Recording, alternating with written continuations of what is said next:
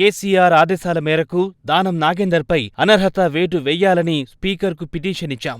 BRS నుండి గెలిచి కాంగ్రెస్ పార్టీలో చేరిన దానం నాగేందర్పై అనర్హత వేటు వెయ్యాలి. పరిశీలించి చర్యలు తీసుకుంటామని స్పీకర్ హామీ ఇచ్చారు. ఒక పార్టీ నుండి గెలిచి వేరే పార్టీలో చేరితే రాళ్లతో కొట్టాలని సీఎం రేవంత్ రెడ్డి అన్నారు. పంజాగుట్ట బార్ వద్ద దానం నాగేందర్ బీడీలమ్ముకున్నారని రేవంత్ రెడ్డి అనలేదా? 3 నెలల్లో దానం నాగేందర్పై అనర్హత వేటు పడబోతోంది.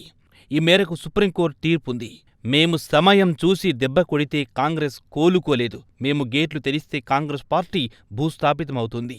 కాంగ్రెస్ పార్టీలో నల్లగొండ, ఖమ్మం బాంబులు వాళ్లే పేల్చుకుంటారు.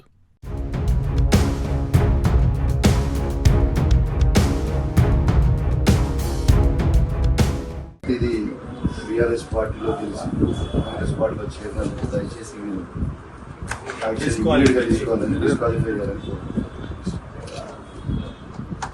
మా పార్టీ అధ్యక్షుడు ఎల్ఓపీ లీడర్ ఆదేశాల మేరకు నేను కూడా